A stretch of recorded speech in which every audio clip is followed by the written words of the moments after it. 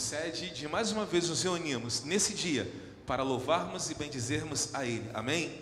Que bom que você está aqui, que bom que juntos podemos exaltar e bendizer o nome do nosso Senhor.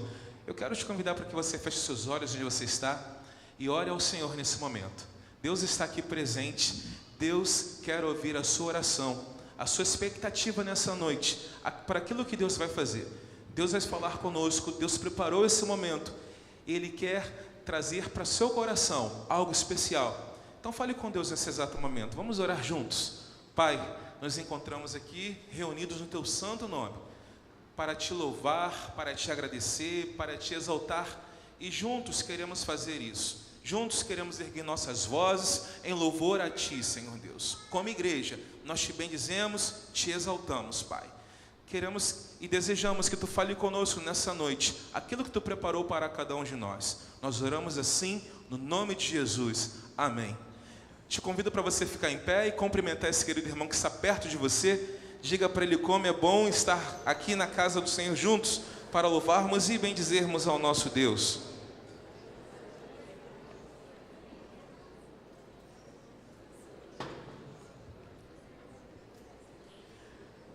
Vamos juntos ler o Salmo de número 92 e diz o seguinte, vamos juntos. Como é bom render graças e cantar louvores ao Teu nome, ó Altíssimo. Anunciar de manhã o Teu amor leal e de noite a Tua fidelidade. Ao som da lira de 10 cordas e da cítara e da melodia da harpa. Tu me alegras, Senhor, com os Teus feitos.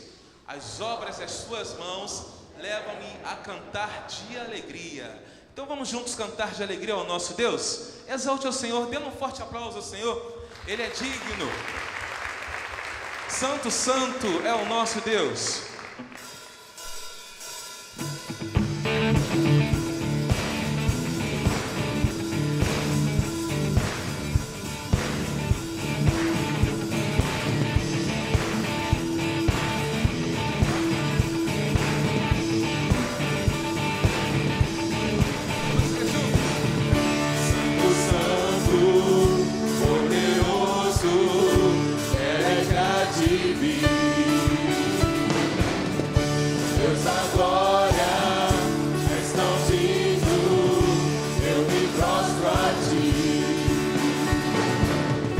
Santo, santo.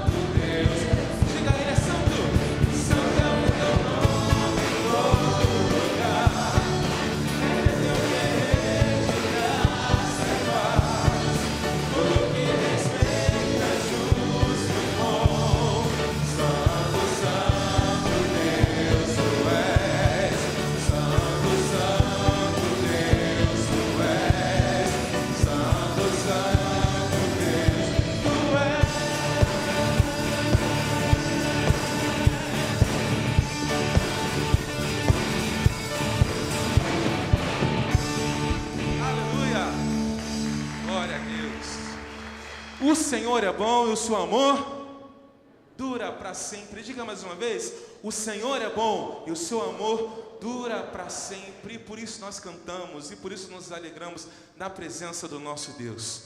Nós vamos cantar uma música, essa é uma música nova, eu quero ensinar para vocês. E ela, lá no estribilho, passa um pouquinho, por favor, a projeção. E ela começa assim, olha. Cantarei porque tu és bom, dançarei porque tu és bom, gritarei porque tu és bom pra mim. Cante comigo. Cantarei porque tu és bom, dançarei porque tu és bom, gritarei porque tu és bom, mais uma vez. Cantarei porque tu és bom, dançarei porque tu és bom, gritarei porque tu és bom pra mim. Isso, essa parte que você já aprendeu. E no início, ela começa assim: em alta voz direi, a todos vou contar, tua bondade eu sei, não pode acabar. O teu eterno amor me acompanhará, não posso acreditar. Mais uma vez no início, em alta voz. Em alta voz direi, a todos vou contar, tua bondade eu sei, não pode acabar. O teu eterno amor me acompanhará, não posso acreditar. A gente canta de novo aquela parte. Cantarei porque tu és bom, dançarei porque tu és bom, gritarei porque tu és bom pra mim. Isso. E aí tem uma parte final. Na tribulação, mais uma. Na tribulação eu me lembrarei que tu és bom,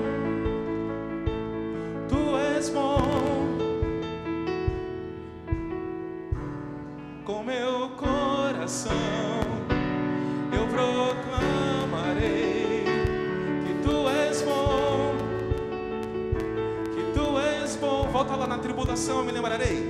Na tribulação eu me lembrarei que tu és bom,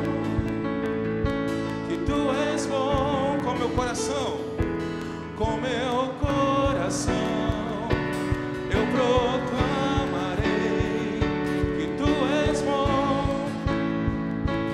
tu és bom, amém. Você aprendeu a cantar tudo. Vamos cantar juntos no início? Vamos lá. Com palmas.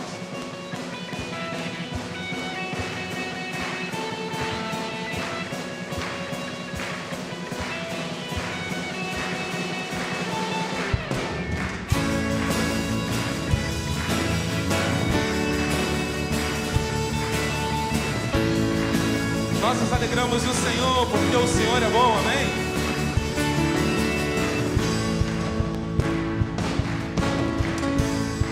Diga comigo em alta voz. Em alta voz direi, a todos vou contar, tua bondade eu sei, não pode acabar. O teu eterno amor me acompanha. Não posso acreditar.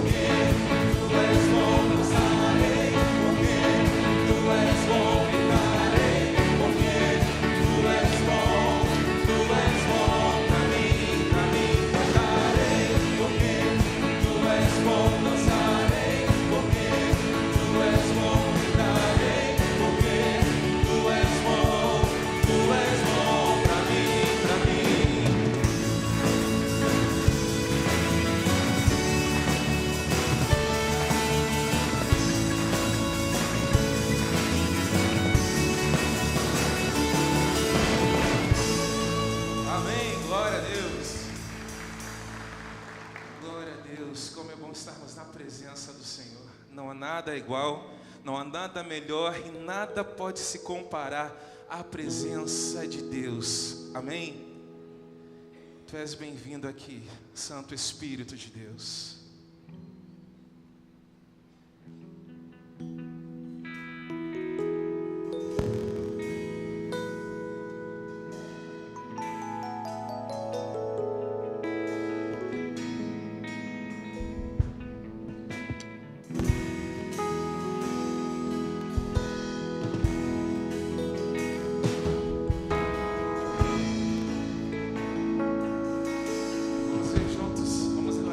Não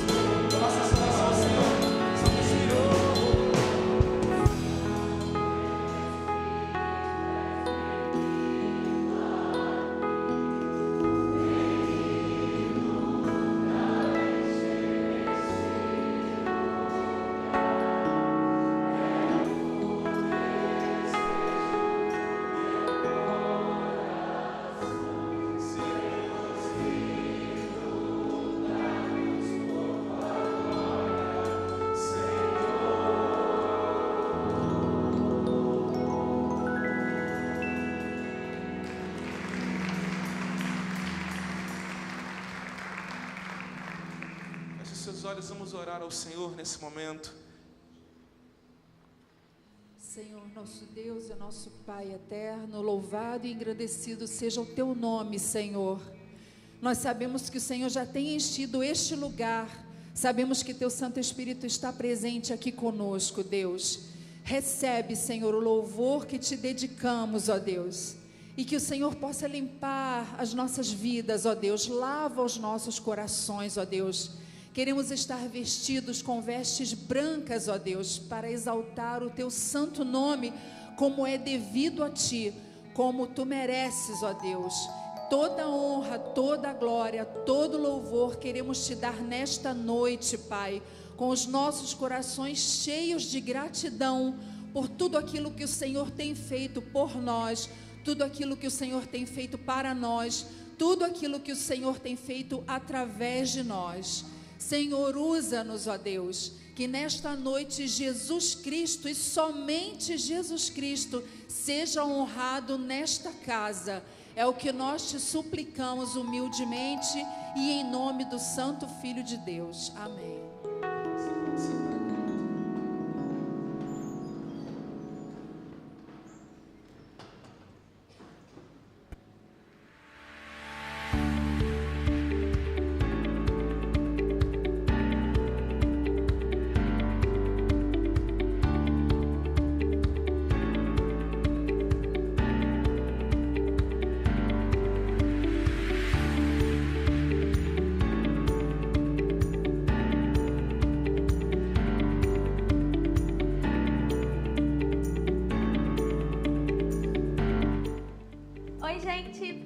programa de hoje está no ar com diversas notícias importantes.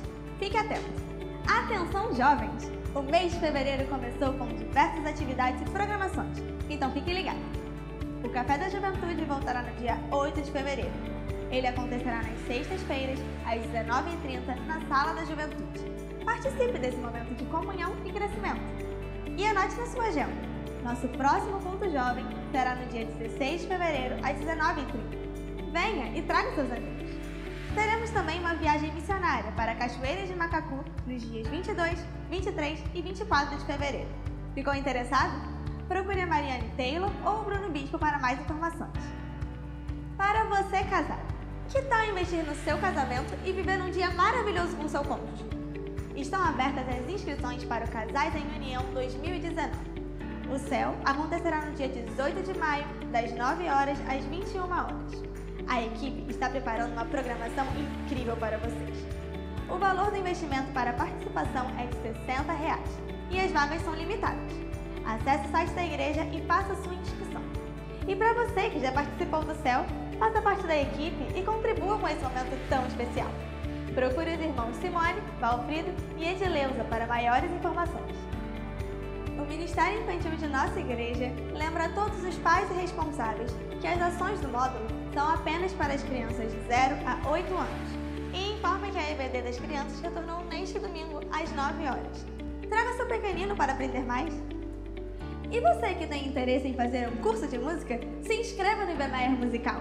São diversas modalidades para você que deseja aprender um instrumento, canto ou mesmo se aperfeiçoar. Procure o ministro Luiz Armando para maiores informações. Hoje é um dia de muita alegria para a nossa igreja, porque o nosso pastor, Urim Júnior, há 25 anos foi consagrado ao ministério pastoral e desde então tem cuidado com toda a dedicação do seu rebanho. E por isso agradecemos a Deus pela sua vida. O IBMR Notícias de hoje fica por aqui. Fique atento às nossas redes sociais para saber de tudo que tem acontecido na nossa igreja. Uma boa semana a todos e até o próximo programa. Boa noite, queridos. Graça e paz em Jesus Cristo. Bom estarmos reunidos aqui mais uma vez e a igreja junta, celebrando o amor de Jesus, compartilhando a graça que temos em Cristo e vivendo um momento de transformação, porque desejamos que todos saiam daqui diferentes de como você entrou. Que este culto promova na sua vida a bênção que Deus preparou para nós nesta noite. Como disse Isabela, hoje está sendo um domingo muito especial para mim, quando junto com a igreja pela manhã, pudemos celebrar a minha gratidão a Deus, junto com você, pela bênção do chamado ministerial. Há 25 anos, no dia 5 de fevereiro, eu estava recebendo por imposição de mãos de um conselho de pastores a ordenação ao ministério pastoral. E tem sido de lá para cá uma caminhada de muitas experiências com Deus, de gente amada como vocês, não é? Nesse terceiro ministério ao longo dos 25 anos. Começamos ali em Bangu, em Parque Independência, passamos uma boa temporada ali na freguesia, na Ilha do Governador, onde e por quem nutrimos um carinho, uma gratidão enorme nesses 2 ministérios, e agora aqui com os irmãos, nesses 12 anos já de caminhada, vivendo as experiências com o Senhor e o cuidado dEle para todos nós ao longo deste tempo. Deus seja exaltado e glorificado nisso. Quero agradecer muitas expressões de carinho. Hoje pela manhã o culto das 11 foi de fato cheio de surpresas, não é? E foi um momento muito gostoso, e eu louvo a Deus e agradeço ao Senhor por isso. A Isabela trouxe as notícias de hoje, além delas você tem no seu boletim outras também. A nossa gratidão a Deus por cada movimento dos ministérios que estão agora retomando o seu ritmo, não é usual. Você ouviu aí a juventude sendo convocada para o café, que agora mudou de dia, o culto jovem no dia 16, os adolescentes também já retomando suas atividades, todo vapor, lenha, né, na caldeira, para que a locomotiva ande com força e velocidade, cumprindo o amor do Senhor neste ano, juntos, vivendo o novo de Deus. Este é o nosso tema de 2019, queremos de fato reunirmos-nos como família, e juntos celebrar o amor de Deus, nos aproximarmos cada vez mais, centrados na cruz, e cumprir a missão que Deus nos deu, que é viver para transformar vidas neste lugar. Então, arregace as mangas, o mês de fevereiro já começou, janeiro demorou a passar, mas passou, agora é fevereiro, o tempo já começa a mudar. Amanhã disse que vai chover, acharam que era hoje, eu achei que era hoje também, não choveu ainda. Amanhã chove, o calor vai embora, o tempo vai mudando, mas o ritmo vai sendo tomado. Amanhã começam as aulas também, tem gente aluna aí feliz da vida, porque amanhã de manhã já retoma as aulas. Agradeço a Deus, porque em São Paulo já começou semana passada, não é? Então você ainda teve mais uma semaninha de carioquice aí para curtir suas férias, não é? Mas aqui já começou, nada de esperar o carnaval, porque carnaval é só em março, não é?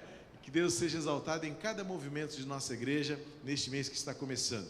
Lembrando que estamos aí na campanha da Bíblia do Centenário. Se você não comprou, procure ainda a nossa secretaria essa semana. Temos até o final do mês para alcançar a nossa meta de 500 exemplares e então encomendarmos a nossa Bíblia exclusiva do nosso centenário, a nossa história viva de um Deus sempre presente.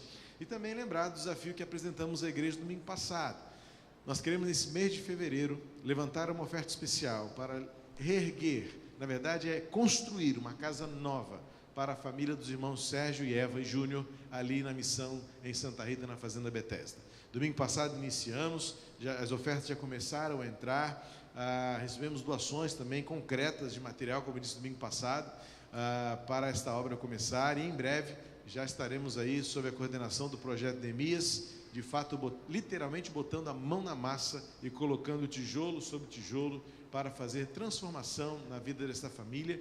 E nós temos visto que será uma forma de testemunhar para a comunidade ali em Santa Rita, a igreja presente faz diferença, e que isso redunde, né, em frutos para a missão. Pastor Augusto ali com a sua equipe, pelo testemunho que a igreja dará nesta obra de compaixão e graça por esta família, que é o primeiro fruto concreto ali, os primeiros membros da nossa missão ali na Fazenda Betesda, e agora, sem dúvida alguma, com esse empreendimento missionário de construir a casa desta família, que está caindo literalmente, nós estaremos deixando um testemunho para aquele bairro de que a igreja chegou aqui.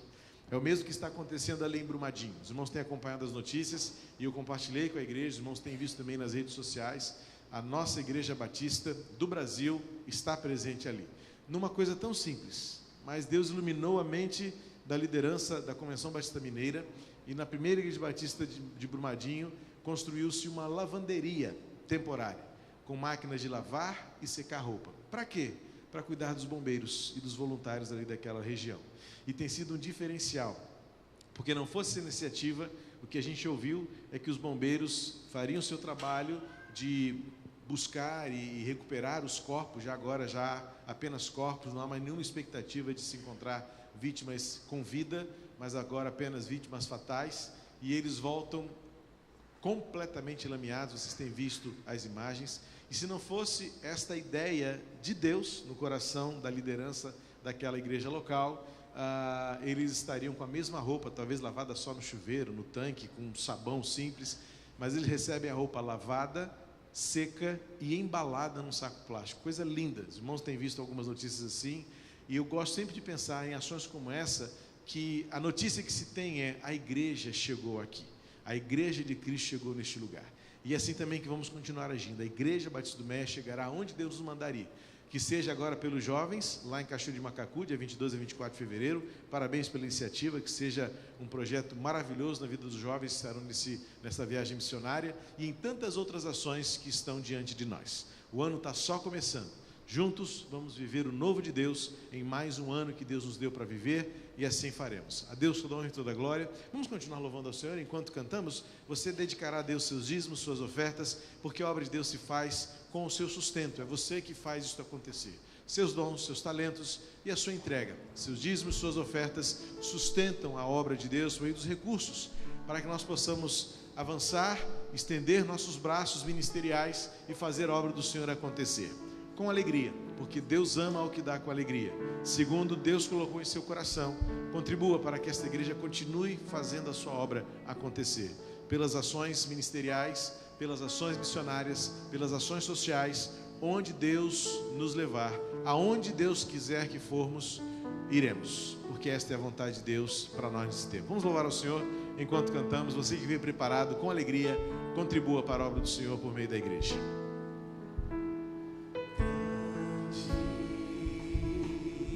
É o Senhor e muito digno de louvor, na cidade do nosso Deus, seu santo monte. A alegria de toda a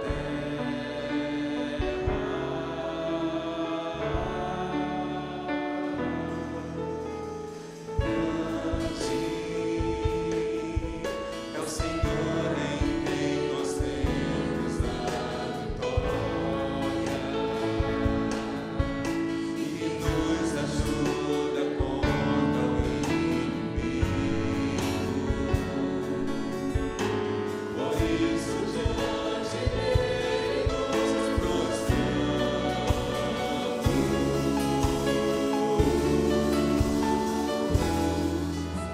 Queremos o teu nome engrandecer e agradecer-te por tua obra em nossas vidas. Confiamos em teu infinito amor, pois só tu és o Deus eterno sobre toda a terra e céu. Queremos te agradecer, Senhor. Queremos o teu nome engrandecer e agradecer-te por tua obra em nossas vidas. Confiamos em teu infinito amor, pois só tu és o Deus eterno sobre toda a terra e céu.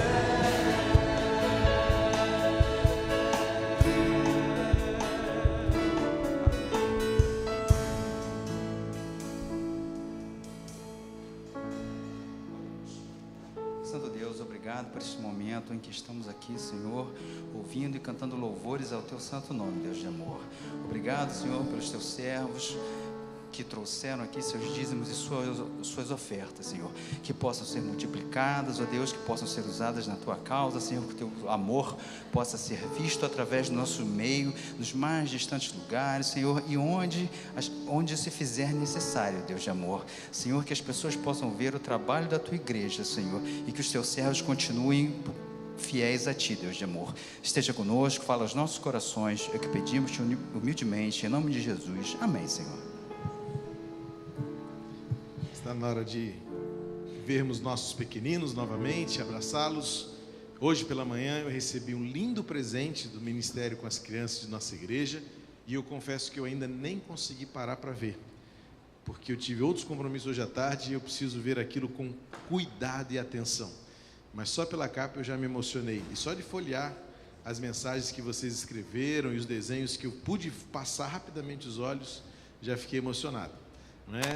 E eu agradeço a Deus por vocês existirem na vida da igreja, por vocês fazerem parte dessa história e, por certo, aquilo que vocês ainda farão, quanto mais vocês crescerem. Por isso que precisamos investir nessa geração de crianças, para que eles aprendam a amar a Jesus, não é, Thales? Não é? Isso aí. Vamos então falar com o nosso Pai do Céu? Obrigado, Senhor, pela vida dos nossos filhos. Obrigado pela alegria de tê-los entre nós. Obrigado pelas crianças dessa geração. Suplicamos em nome de Jesus que a Tua bênção os guarde, os proteja, os fortaleça para que eles cresçam fortes e saudáveis espiritualmente, fisicamente, e aprendam a amar a Ti com todo o coração, com toda a alma, com todas as forças e com todo o entendimento. Por isso, pedimos que Teu Espírito Santo ilumine, dirija os professores, nosso ministério com crianças, para que nossos filhos aqui conosco aprendam e levem para casa a palavra da verdade em Jesus Cristo. Mas que principalmente em casa, nossos filhos tenham lugar onde habite Jesus, onde reine a paz do Filho de Deus, e o Senhor seja exaltado no relacionamento deles com seus pais ou responsáveis. Guarda as nossas famílias, Senhor, preserva-as de todo o mal, e que o Teu nome seja sempre engrandecido em nossos filhos. Suplicamos isso no nome de Jesus. Amém.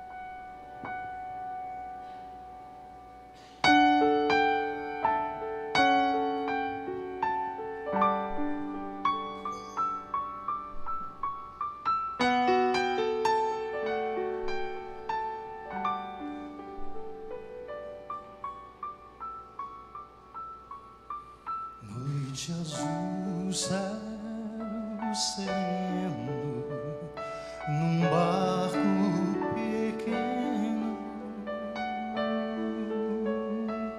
vou deslizando no mar, e a brancura da lua nas águas flutuam.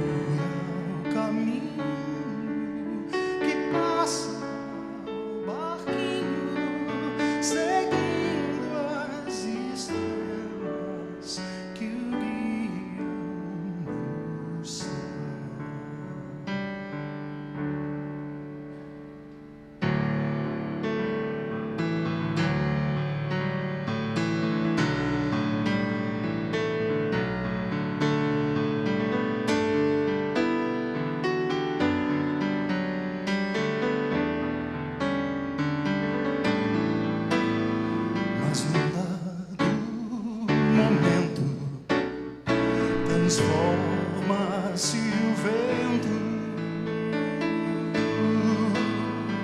cessa da lua o clarão, e o mar tão bravinho é um desafio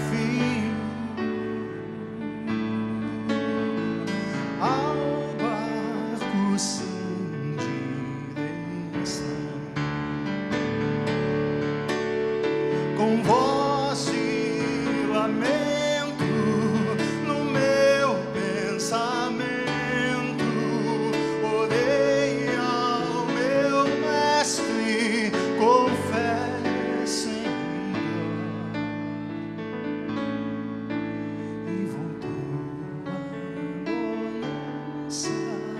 vitória se alcança olhando para Cristo, o eterno faraó.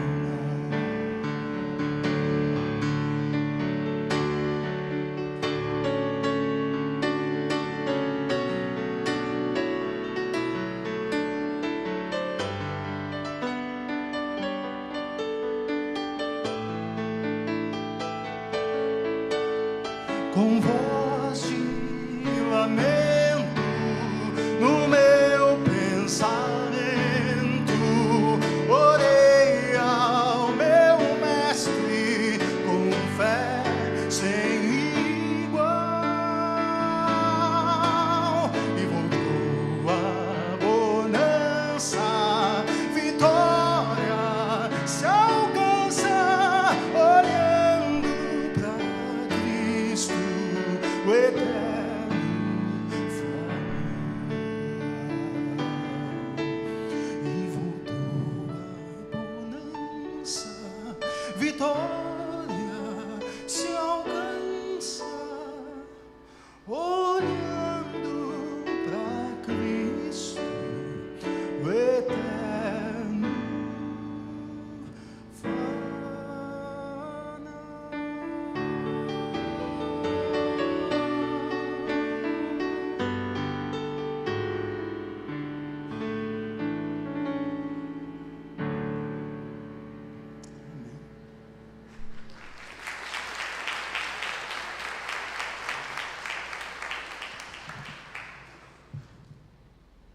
Como já dito, hoje para mim tem sido um dia de muita alegria e muita gratidão a Deus por celebrar junto com você, minha ovelha, meu irmão, a alegria que tenho de por 25 anos ter recebido a incumbência de ser pastor. De início não foi fácil, aliás, todo início é sempre muito desafiador, mas o começo não foi necessariamente neste início há 25 anos. O começo se deu alguns anos antes, quando um conflito de decisão entre obedecer ou não aquilo que eu entendia começar a ser um chamado de Deus, começa a gerar inquietação, temores, dúvidas e medo. Cresci como um jovem comum na igreja, atuando, servindo, me envolvendo, muitas vezes brigando pelos meus interesses no bom sentido, aquilo que eu entendia ser o melhor, o bom. Como adolescente, jovem, interessado em que a igreja investisse na nossa geração, gostava de ir à igreja para jogar futebol, jogar vôlei, participar de acampamentos, congressos, intercâmbios, festivais musicais, não é, Ronaldo? Na mesma banda, não é? Amigos que a gente constrói ao longo de uma história. Mas junto com isso, tínhamos uma intenção, como outros amigos, de sermos alguém na vida. E então, iniciei minha adolescência pensando em ser piloto de avião, como a maioria dos meninos um dia pensou em ser. Essas profissões mais tecnológicas, mais aventureiras, sempre, de alguma forma, nos fascinam. Em algum momento da nossa vida, nos fascinaram. Mas logo percebi que não seria bem a minha área, ainda que eu admire o militarismo e goste muito, acompanho, não sei se eu me adaptaria muito bem à rigidez do regulamento. Eu sou muito espontâneo, muito descontraído, também muito improvisador. Isso não cai muito, não é, irmão Joel? Dentro de uma vida disciplinar no militarismo. E Deus então me conduziu para um outro sonho. Então agora eu vou ser engenheiro. Pastor Pedro também, né, Pastor Pedro? Essa coisa de militarismo enquadradinho aí, eu falei, acho que eu não vou me dar muito bem nesse negócio não, porque essa espontaneidade vai me dar muitas cadeias ao longo da carreira aí. Então deixa eu quieto aqui no meu canto e comecei a sonhar então, me fascinar também muito pelas áreas de exatas, matemática, física, e já me envolvendo no reino. Interessante como a nossa vida na igreja pode influenciar e deve influenciar muito o nosso entendimento da vida, a nossa interpretação das circunstâncias e o nosso posicionamento na sociedade. E eu envolvido na igreja, vendo muitas necessidades nessa parte de infraestrutura e de estrutura da igreja funcionar, eu comecei a me fascinar pela construção, por instalações, e comecei a perceber que a minha vocação seria a engenharia. E muito envolvido com a igreja, pensei, acho que eu vou ser engenheiro para servir as igrejas. Sempre gostei muito de construção civil e ao mesmo tempo de instalações, de sonorização, e aí então intencionei o meu vestibular para ser engenheiro eletrônico, para cuidar da sonorização de igrejas, porque era o que eu fazia na época de adolescente, jovem na igreja, quando não se pensava em mesas tecnológicas como as que temos hoje. As mesas eram mais simples, mais analógicas. Eu lembro muito bem que eu comecei cuidando do som num pequeno amplificador com 2 canais apenas e 2 botõezinhos para girar, e eu me sentia o rei da eletrônica, porque eu só ligava o botão e girava de um lado para o outro para dar volume. Mas ali eu já começava a me incomodar com as coisas da carência da igreja. E dizer, meu pai era pastor, e a gente chegava em casa e pai, a igreja precisa de um som melhor. Olha lá, a PIB de Bangu tem uma mesa enorme de 24 canais. Era ou não era, Ronaldo? Não é? E a gente tem que ter uma coisa boa também, nossas caixas são ruins. E eu comecei a sonhar que a igreja sempre deveria ter os melhores recursos, as melhores possibilidades. E então entrei na faculdade de engenharia e achei que estava fazendo o que deveria fazer, porque a gente começa a atrelar os nossos sonhos àquilo que a gente entende ser os sonhos de Deus, mas parece que a gente não abre mão do nosso plano, não é? E a gente acaba tentando dar o nosso jeito de ajustar os planos de Deus aos nossos planos, ou aos nossos, sei lá, a gente dá um jeitinho, é o jeitinho brasileiro, porque se eu entendia que Deus me queria na obra, eu tentei entrar na obra do meu jeito. E a faculdade não começou a me realizar. Ainda que eu gostasse dos laboratórios, eu comecei a fazer estágio na prefeitura de Niterói, na área da construção civil, supervisionando obras. Tive o contato direto com a lama, com o asfalto, com as medições, com tudo isso que você entende de números, tabelas. E eu falava, isso aqui não está muito certo, doutor. Não, mas bota aí que a engenheira aprova. Eu falei, não posso botar isso, porque a engenheira não vai aprovar. E aí eu já me deparei com o mundo real das obras públicas. E eu falei assim, isso não vai dar para mim não. E eu comecei a desanimar com aquele contexto, com aquela realidade. A matemática já não me fascinava como fascinava no segundo grau, hoje ensino médio. A física já não era a minha alegria como era na época do vestibular, em que eu adorava resolver problemas e questões. E aí naquele momento Deus me lembrou que aos 9 anos de idade, Deus havia me preservado da morte num acidente. Não foi acidente. Alguns acidentes não são acidente, como a gente tem falado tanto aí, né? Também não foi crime no caso. Foi desobediência mesmo. Eu queimei as minhas pernas, já contei essa história para os irmãos algumas vezes, que me levou a 46 dias no hospital. E eu podia ter morrido. Porque já na época, a área coberta pela queimadura no meu corpo poderia ter me levado a uma infecção gravíssima e eu teria morrido. E esse era o risco iminente que eu tinha no hospital. E naquele hospital, com 9 anos, eu senti no coração, Deus falou comigo pela palavra, porque eu lia a Bíblia, minha mãe levava a Bíblia, meu pai levava textos bíblicos para mim todo dia para eu ler, eu tinha uma Bíblia ao meu lado, e mamãe preparava uma pequena agenda de leitura bíblica para a semana. E eu lembro-me muito claramente que naquele momento Deus, pela palavra, disse-me que eu havia sido preservado porque Ele tinha um propósito na minha existência. E aí quando eu estava na faculdade, em crise, você se coloca diante dessas encruzilhadas de decisões em que você precisa tomar uma decisão entre seguir ou regredir, direita ou esquerda, que posicionamento tomar.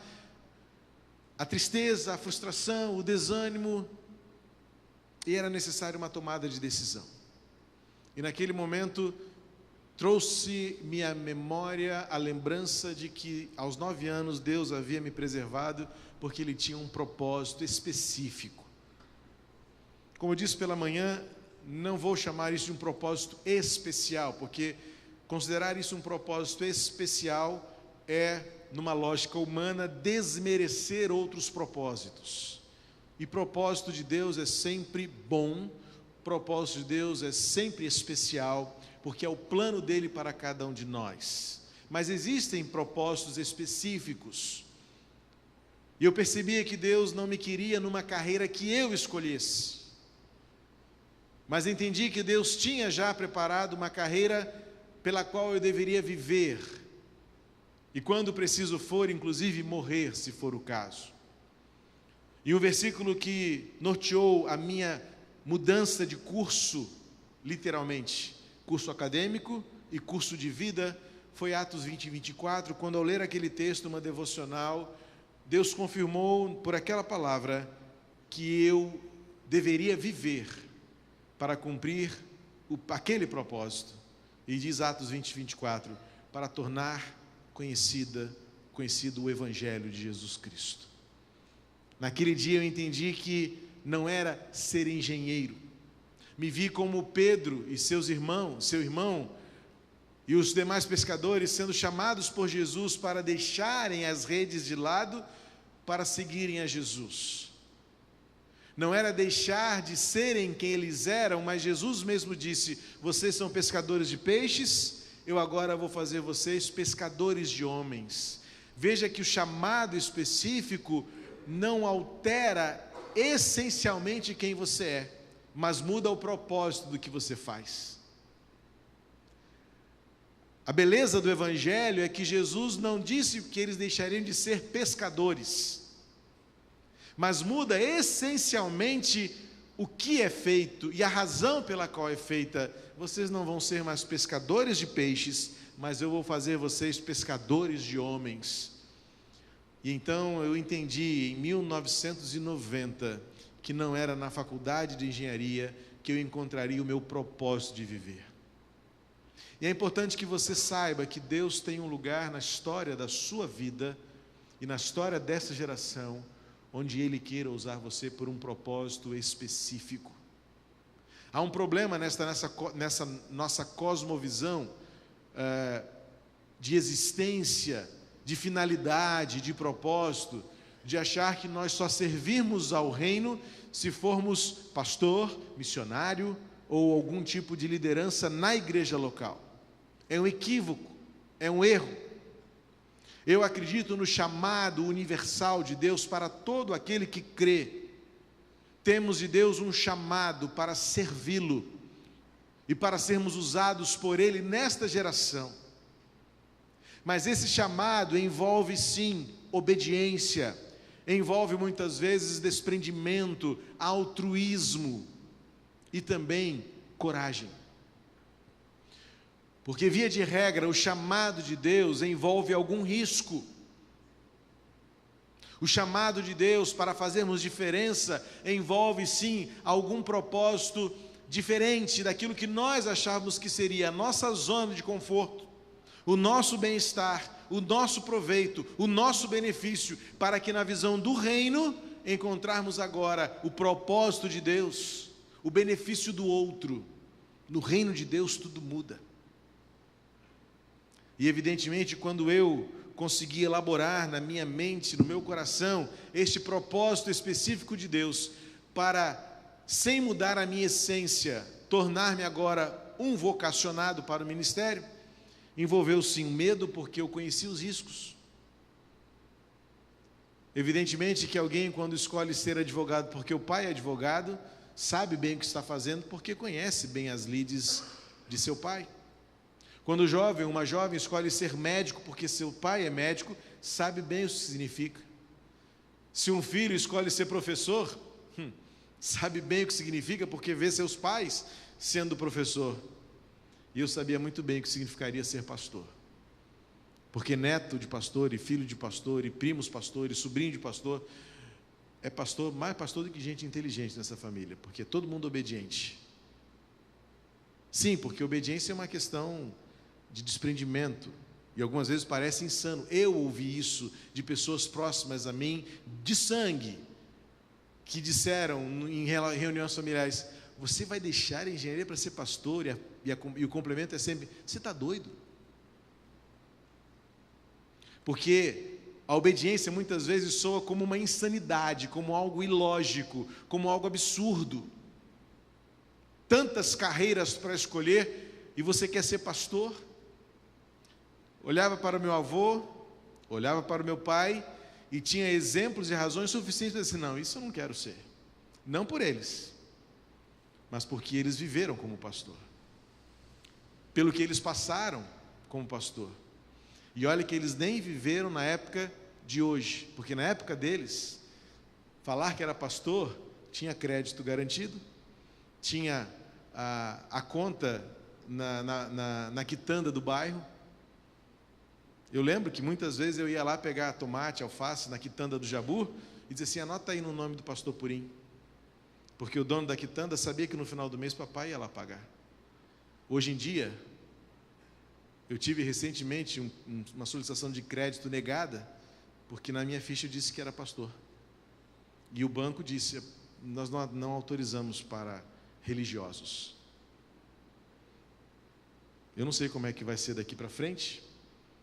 A vida vocacional nos impõe alguns tipos de limitações e situações que são absolutamente diferentes daquilo que, em geral, as pessoas pensam da figura do vocacionado, da figura do líder eclesiástico, especialmente daqueles que procuram viver isso com seriedade.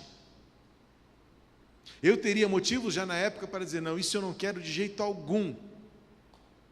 Até porque também há uma estatística assustadora de que boa parte de filhos de pastores não são pastores e, pior, não são nem mais crentes.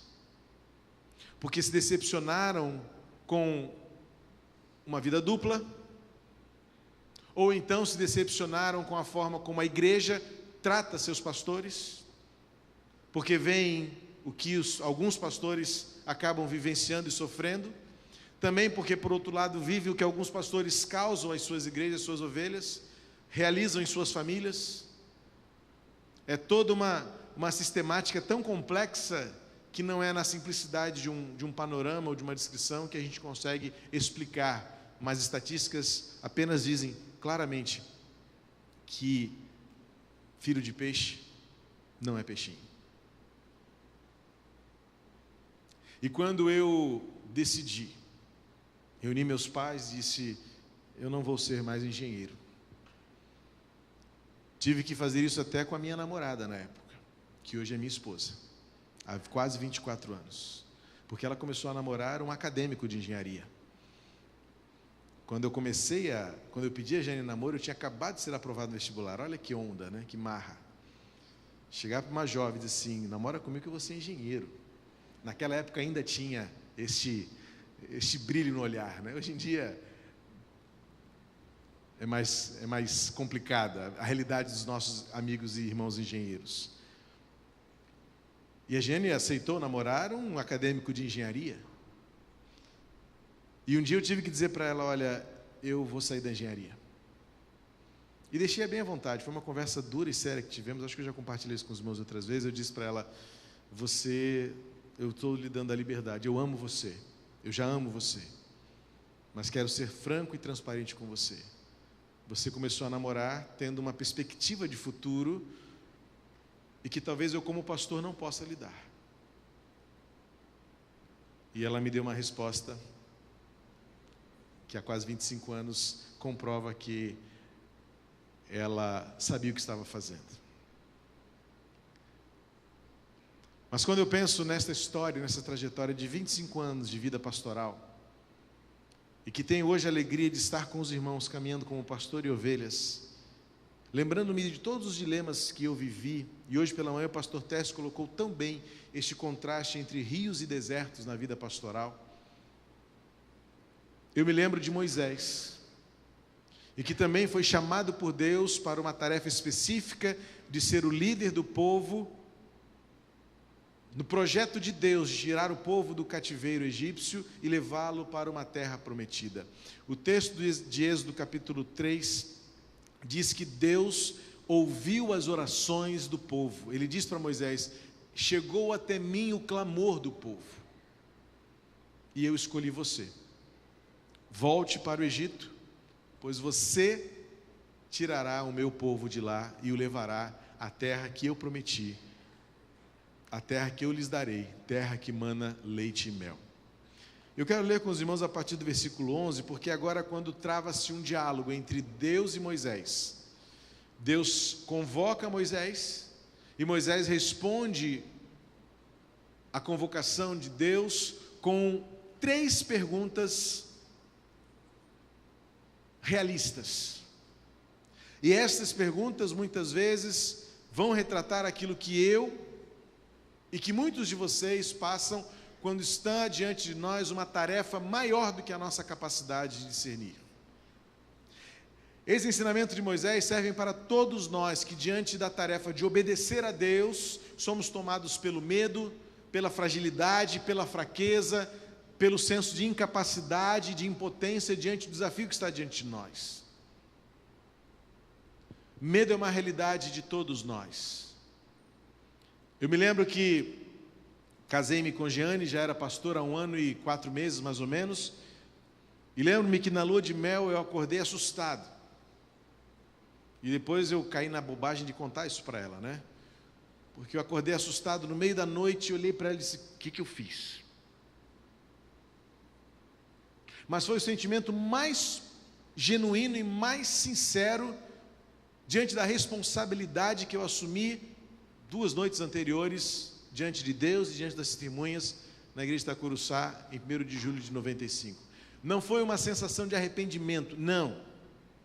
Em hipótese alguma passou isso pela minha cabeça. E eu tive que gastar um bom português para fazer ela entender na lua de mel isso. É porque quando eu olhei para ela, eu disse: eu tirei esta moça, que eu amo tanto, da casa dos seus pais. Presta atenção, jovens, nisso. E agora ela é minha responsabilidade. Será que eu vou dar conta? De cuidar dela, de prover a ela o que ela precisa, de protegê-la, não que ela não dê conta sozinha. Não se trata aqui de machismo, não. É que eu olhei para uma pessoa que eu amava e amo até hoje, mas comparei ao fato de que eu a tirei do conforto, da segurança de pais que a amavam, que não a expulsaram de casa, e que eu trouxe para mim a responsabilidade de ser o homem na vida dela. E eu olhei para ela e disse assim: agora eu vou dar conta disso? E eu fui tomado por um medo, por uma ansiedade, que eu demorei a voltar a dormir. Caí na bobagem de compartilhar isso no dia seguinte. Você desistiu, se arrependeu? Não, não é isso, é ao contrário. É o tamanho do meu amor por você que me faz ter uma dimensão exata e precisa da responsabilidade que eu assumi. Isso me deu medo. Mas é aquele medo saudável que te confronta com a sua limitação, com a sua essência, e que te dá ainda mais senso de buscar os fatores, os meios pelos quais você precisa conquistar. A segunda vez concreta que eu tive isso foi no dia 23 de agosto de 2003. Fiz essa continha rápida só para não errar na data. E eu já contei isso aqui para os irmãos também, mas vou lembrar de novo. A Letícia miudinha no meu colo, desse tamanhozinho, literalmente, porque ela nasceu pequena para a idade gestacional. E a Eugênia preparando a bolsa para a gente sair do hospital, e eu peguei a Letícia no colo, e eu chorava copiosamente. E eu dizia assim: eu estou feliz da vida. E a Eugênia falava assim: mas como você está chorando? É porque eu não sei se eu vou dar conta. Eu não sei se eu vou viver suficientemente para vê-la crescer. Eu não sei se eu vou ser o pai que ela precisa que eu seja. E eu fui tomado por um medo, que eu chorava, soluçava, olhava para ela, olhava para a Giane e dizia: eu estou feliz, mas é que eu estou com medo. A gente vai dar conta disso aqui? Ela não pediu para nascer. A gente que inventou essa história de casar e de ter uma filha, ou um filho na época, né?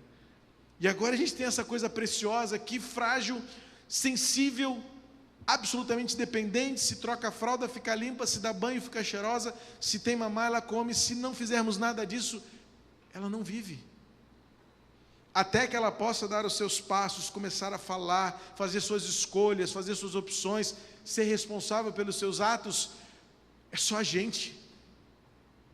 E eu fui tomado por um medo absurdo. E naquele dia, de novo, o medo me salvou. Porque eu coloquei tudo isso diante do altar do Senhor e disse: eu não conseguirei se for por mim mesmo.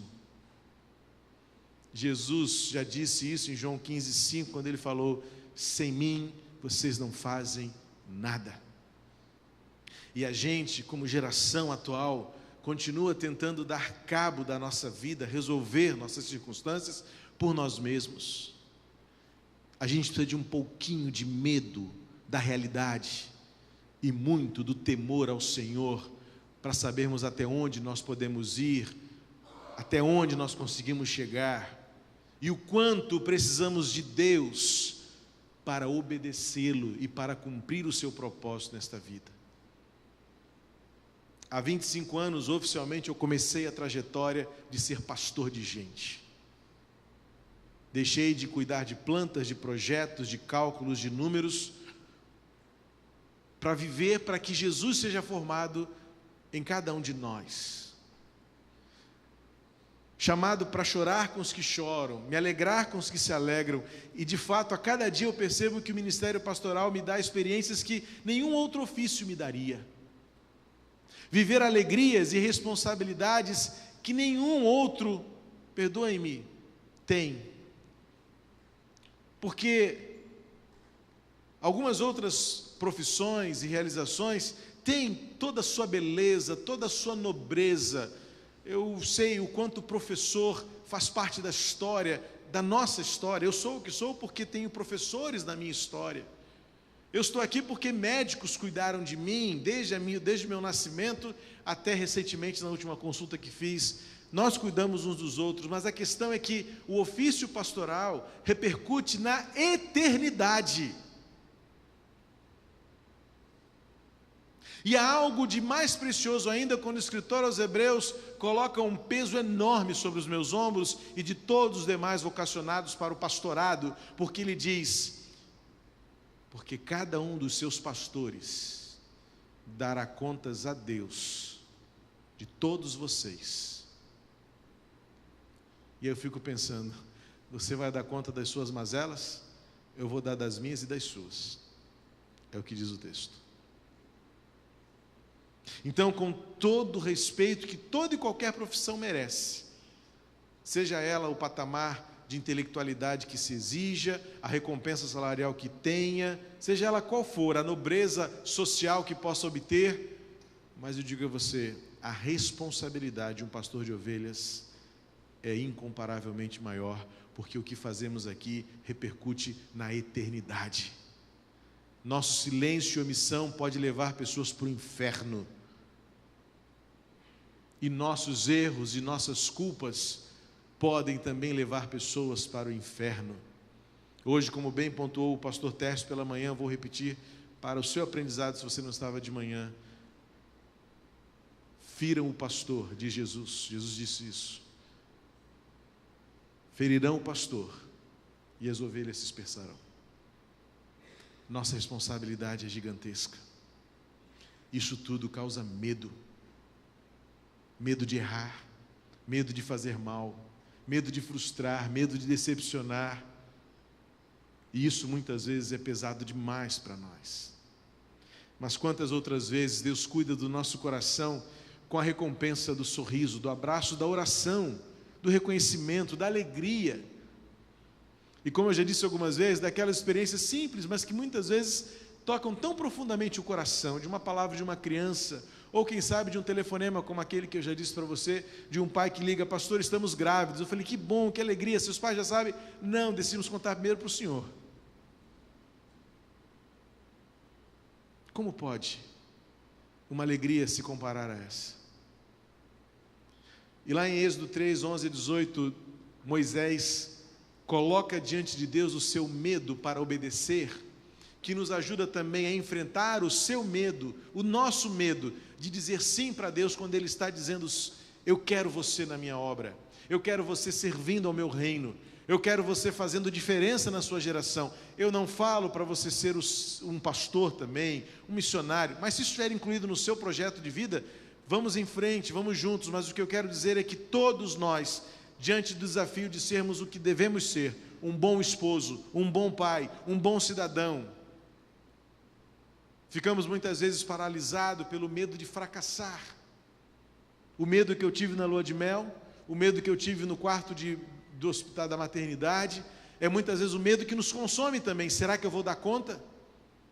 Como Deus nos ajuda a vencer o medo. E como Deus nos ajuda a enfrentar o chamado que Ele tem para nós. Êxodo 3, de 11 a 18, diz assim o texto na palavra de Deus, em que Moisés dialoga com Deus, interpela o Senhor dizendo: é isso mesmo? Porque Deus diz: eu escolhi você, eu quero você para atender ao clamor que chegou a mim. O meu povo pede por socorro e eu escolhi você. Êxodo 3, de 11 a 18. Moisés, porém, respondeu a Deus: quem sou eu para apresentar-me ao faraó e tirar os israelitas do Egito? Deus afirmou: eu estarei com você. Esta é a prova de que sou eu quem o envia. Quando você tirar o povo do Egito, vocês prestarão culto a Deus neste monte. Moisés perguntou: quando eu chegar diante dos israelitas e lhes disser: o Deus dos seus antepassados me enviou a vocês, e eles me perguntarem: qual é o nome dele? Que lhes direi? Disse Deus a Moisés: eu sou o que sou. É isso que você dirá aos israelitas: eu sou, me enviou a vocês. Disse também Deus a Moisés: diga aos israelitas: o Senhor, o Deus dos seus antepassados, o Deus de Abraão, o Deus de Isaque, o Deus de Jacó, enviou-me a vocês. Esse é o meu nome para sempre, pelo nome pelo qual serei lembrado, de geração em geração. Vá, reúna as autoridades de Israel e diga-lhes: o Senhor, o Deus dos seus antepassados, o Deus de Abraão, de Isaque e de Jacó, apareceu a mim e disse: eu virei ao auxílio de vocês, pois vi o que tem sido feito a vocês no Egito. Prometi tirá-los da opressão do Egito para a terra dos cananeus, dos hititas, dos amorreus, dos ferezeus, dos heveus e dos jebuseus, terra onde há leite e mel com fartura. As autoridades de Israel o atenderão. Depois você irá com elas ao rei do Egito e lhe dirá: o Senhor, o Deus dos hebreus, veio ao nosso encontro. Agora deixe-nos fazer uma caminhada de 3 dias adentrando o deserto, para oferecermos sacrifícios ao Senhor, o nosso Deus. Esse texto que lemos tem 2 interpelações de Moisés ao Senhor. Eu tenho medo de atender. Eu tenho medo do chamado. E a primeira coisa que ele diz é: quem sou eu? Uma crise de identidade. Conhecendo um pouco do perfil de Moisés, e o livro de Êxodo, especialmente Êxodo, trata disso. Primeiro, Moisés tinha uma história que ele gostaria de poder apagar da sua memória. Ele era assassino. A Bíblia tem umas coisas nas biografias que são realmente muito surpreendentes. Ele estava aqui como um fugitivo, vamos dizer assim, da justiça egípcia. No capítulo 2, ele aparece matando um egípcio. Ele viu um egípcio lutando contra o hebreu, viu ali uma luta e partiu em defesa do seu irmão de sangue, seu compatriota hebreu. E em defesa do seu compatriota, matou o egípcio. Foi lá, escondeu o corpo, ninguém viu, acabou. No dia seguinte, ele andando, 2 egípcios falaram assim: ali é aquele cara que matou um egípcio. Ele falou: fui descoberto. Sabem quem eu sou. E diz o texto que ele foge do Egito e vai morar lá nas terras onde finalmente ele conheceu a sua esposa, Zípora. E enquanto ele cuidava dos rebanhos do seu sogro, Jetro, apareceu o Senhor em uma chama ardente, aquela história da chama que queimava, mas não se consumia, onde Deus falou com ele. Este é o momento da fala de Deus com Moisés, dizendo: eu ouvi o clamor do meu povo e eu quero que você vá para o Egito. E Moisés logo pensa: eu sou fugitivo, eu tenho tanta culpa, eu não posso voltar lá. Depois vamos descobrir que Moisés tinha suas limitações. Ele mesmo fala para Deus: eu tenho a língua pesada. Talvez algum problema de dicção ou uma gagueira, como alguns sugerem de forma mais contundente, que ele fosse gago, tinha um problema de oratória em público. Eu não posso falar, eu não sei falar. Como é que o senhor quer que eu lidere o povo com limitações? Depois, mais à frente, vamos ver Moisés perdendo a linha com o povo, quando ele desce do monte e vê o povo adorando o bezerro de ouro. Ele quebra as tábuas, perde a paciência: vocês têm que ser entregues mesmo para a morte, porque não dá mais, não aguento. Só que é surpreendente essa reação, porque mais adiante vamos ouvir uma descrição de que não havia pessoa na terra tão paciente quanto Moisés. Então imagina, o mesmo cara que era longano e paciente, perder a paciência daquele jeito, é porque o negócio estava feio com o povo. Moisés viu o peso de ser líder de um povo como o povo de Israel. E talvez nesse momento, Moisés olhou para si próprio e falou assim: quem sou eu para isso? O medo do confronto com a sua identidade, o medo das suas próprias limitações. Eu não vou dar conta disso, eu não sei. Agora é interessante como Deus trata Moisés. Eu disse agora há pouco que quando Jesus chamou os discípulos, disse: eu farei vocês pescadores de homens, e vocês deixarão de ser pescadores de peixes. E fiz você perceber que Jesus chamou Pedro, André, João, Tiago. Eles deixaram as redes, mas mantiveram-se como eles eram. Houve uma transformação de propósito, houve uma lapidação no caráter. Pedro precisou levar umas lambadas espirituais na sua vida para aprender a ser gente grande em Cristo. João, Tiago tiveram experiências sérias com Deus por meio de Jesus Cristo para aprenderem a serem apóstolos e estarem dispostos a morrer. Mas é interessante que Jesus chamou-os e disse: é vocês que eu quero. E vocês continuarão sendo as mesmas pessoas, mas apenas fazendo coisas diferentes. E agora é interessante como é que Deus, é sempre maravilhoso ver como Deus responde às questões, eu até vou usar a palavra aqui, as questiúnculas da humanidade, aquelas coisas pequenininhas, porque Moisés tenta fugir da responsabilidade, diz assim: eu não vou dar conta. Quem sou eu? Só que é interessante que agora Deus não alimenta o ego de Moisés. Não, você, como muita gente faz, você é perfeitamente capaz. Deus não é Mary Poppins para dizer isso para a gente? Deus não é fada madrinha para te colocar para o alto. Aliás, existe uma teologia meio maluca aí, que faz de Deus seu gênio da lâmpada, fada madrinha, Harry Potter, e um monte de mágico. Não, Deus não é mágico. E aí olha como Deus trata Moisés. Deus não trata Moisés passando a mão, você realmente é tão fraquinho, mas eu vou te ajudar. Eu vou fazer o seguinte: você vai ser mais forte, você vai aprender a falar bonito, eu vou cuidar de você para você ser um líder exemplar, você vai ser o coach da época. Não. Deus fala assim para Moisés: Moisés, eu vou estar com você. Sabe o que eu leio aqui? Moisés, você vai continuar sendo a mesma porcaria que você é até aqui, cheio de culpa no seu coração. Você tem realmente um débito lá com o Egito, cuidado, eles podem querer te prender, mas eu vou estar com você. Você continua com seus problemas na fala, mas eu vou estar com você. Vou colocar a gente do seu lado. Sabe seu primo Arão? Ele vai te ajudar. Você não fala, mas ele fala. Eu vou falar a você, você vai falar para Arão, Arão vai reproduzir isso para o povo. Deus disse para Moisés: eu estarei com você. E por isso você vai ser bom no que você faz. Não é porque você vai ser melhor, não é porque você vai receber um upgrade de Deus para você ser o cara da época. Não, você vai ser homem, você vai ser gente, você vai ter medo, você vai pensar em desistir. Quando a gente estuda a história do povo na caminhada dos 40 anos, Moisés fala: Deus, que povo é esse, Deus? Moisés vai para Deus e faz queixa do povo. Que povo é esse, hein? Que gente difícil. Moisés também tem um quê de incredulidade.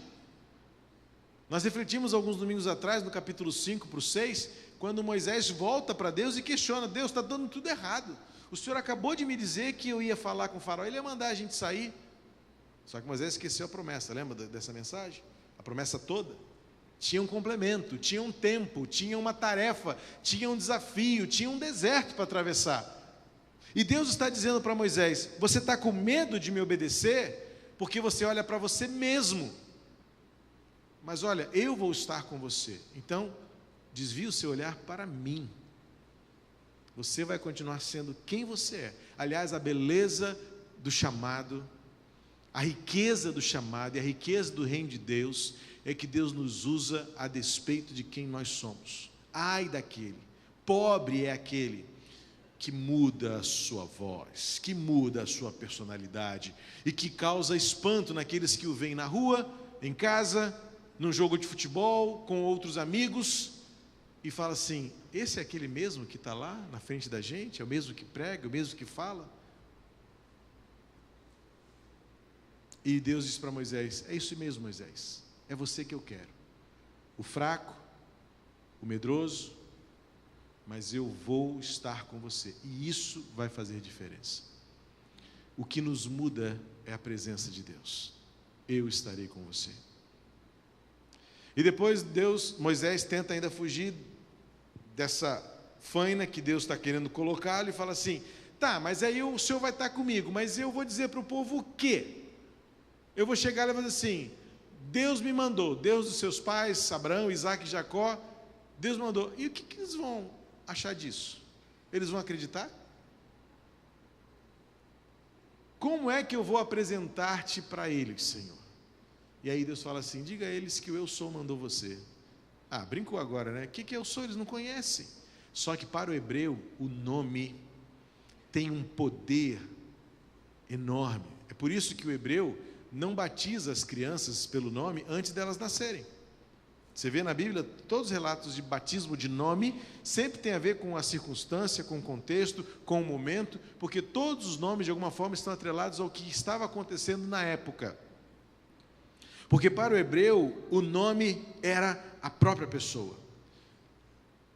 E para Moisés fez sentido, para o povo fez sentido apenas assim: diga a eles que o eu sou, o pleno, o completo, o absoluto, o eterno, o poderoso, o todo, mandou você.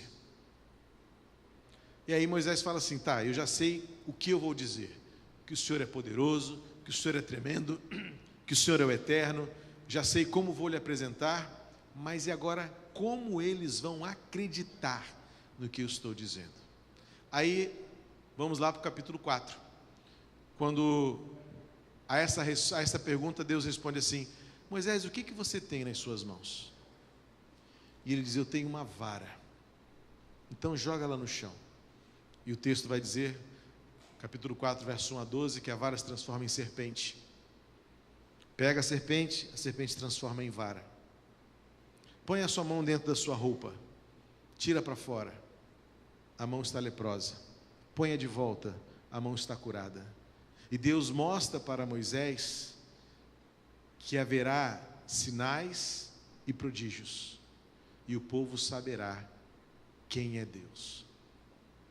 Quando nós estamos diante do desafio de obedecer ao Senhor, seja como pai, como cônjuge, como cidadão, ou até mesmo como um vocacionado por Deus, as mais sinceras desculpas que pudermos dar para Deus não serão suficientes para Ele desistir de nos querer usar nos seus planos. O reino de Deus é o ajuntamento daqueles que estão dispostos a servir e a obedecer. E para que isso aconteça, Deus nos oferece a sua presença. Eu estarei com você. Ele nos oferece a sua autoridade. Eu sou, e isso basta. Ele é todo-poderoso. E Ele nos dará o seu poder, que transforma o que temos ou o que possuímos nos maiores recursos dele para que o mundo creia. Ele nos transforma naquilo que nós somos, no instrumento poderoso para guiar e para cumprir o seu propósito.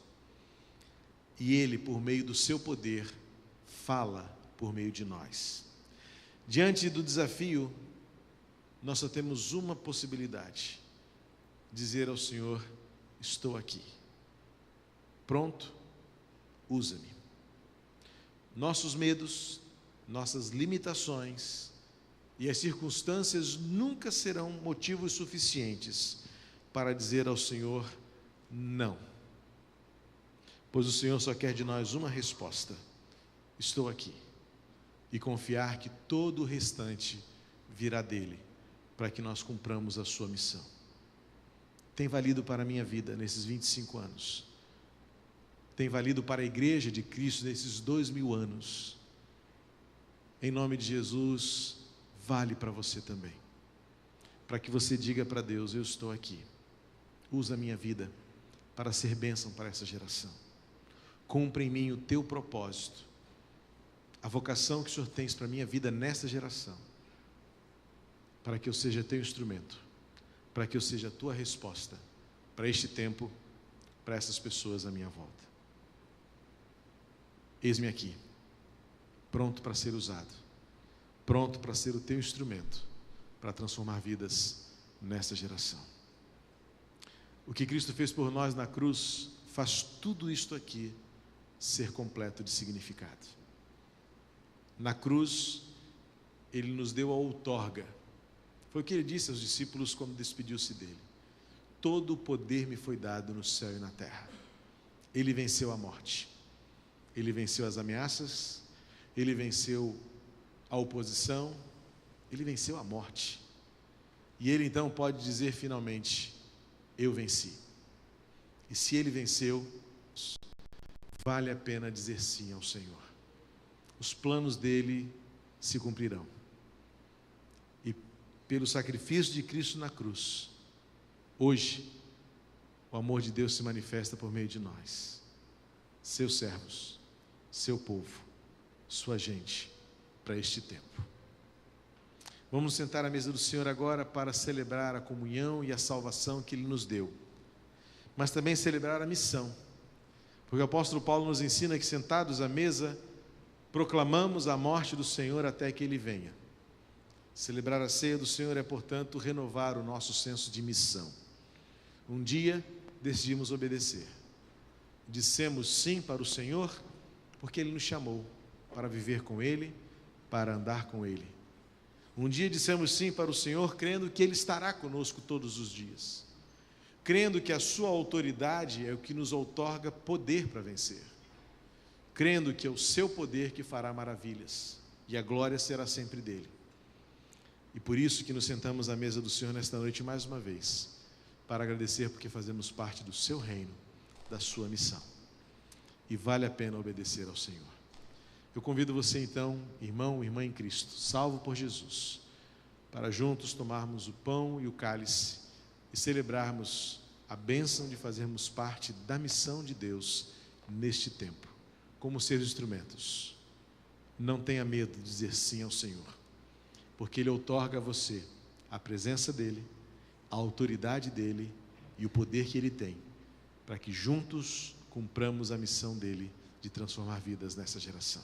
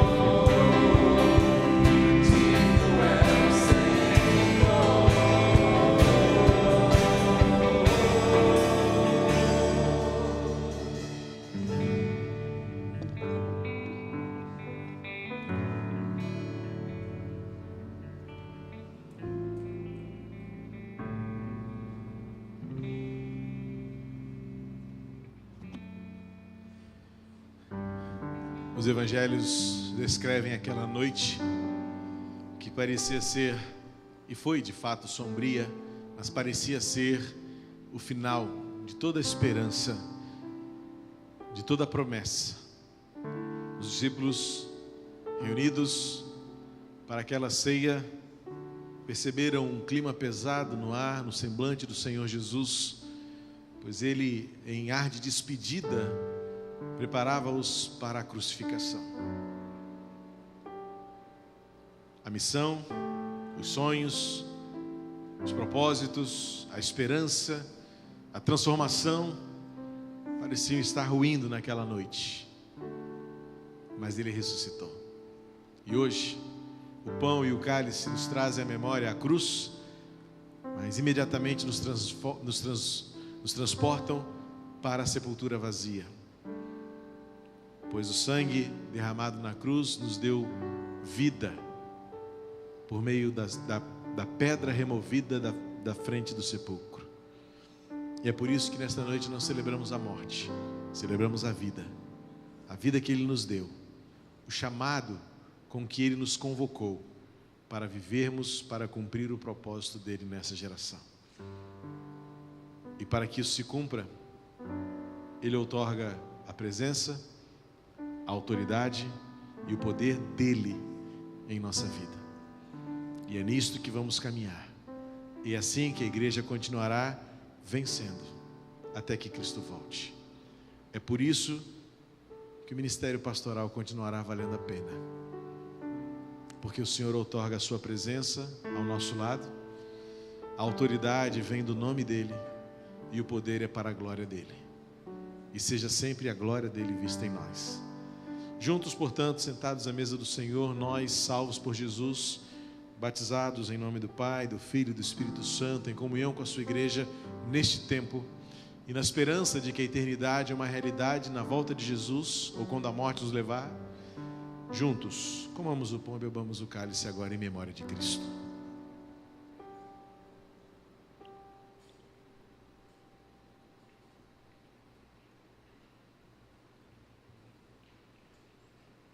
Damos-te graças, Senhor, pela vida. Reconhecemos a Tua presença em todos os momentos na nossa caminhada. Louvamos a Ti pela autoridade do Teu nome, sobre todo nome. Nome que traz consolo, nome que dá alegria, nome que transforma, nome que salva. Clamamos sempre em Teu nome e somos atendidos. Obrigado pelo Teu poder que tem se manifestado de formas tão variadas e tão incontáveis, realizando até hoje milagres, bênçãos, sinais e maravilhas que dão conta e testemunham a Tua glória entre nós. Obrigado, Pai. Obrigado por sermos igreja, obrigado por sentarmos juntos à mesa com o Senhor para celebrarmos a vida, a comunhão, a salvação e a esperança. Obrigado, Pai. E agora despede-nos em paz para mais uma semana de bênçãos, de realizações e de experiências com o Senhor. Que a Tua graça seja derramada sobre todos nós, o Teu amor seja também abundante e o consolo do Teu Espírito Santo nos fortaleça e nos guie por todo o caminho, dando-nos sabedoria e discernimento para cada momento termos a coragem de dizermos sim e obedecermos à Tua vontade e vivermos para a Tua glória neste tempo, até que Cristo volte ou a morte nos leve para Ti. Em nome de Jesus, amém e amém. Que Deus abençoe a sua semana, meu irmão, minha irmã. Não saia sem dar um abraço forte que está perto de você e desejar que a bênção de Deus seja derramada sobre a sua vida. Deus abençoe a todos em nome de Jesus.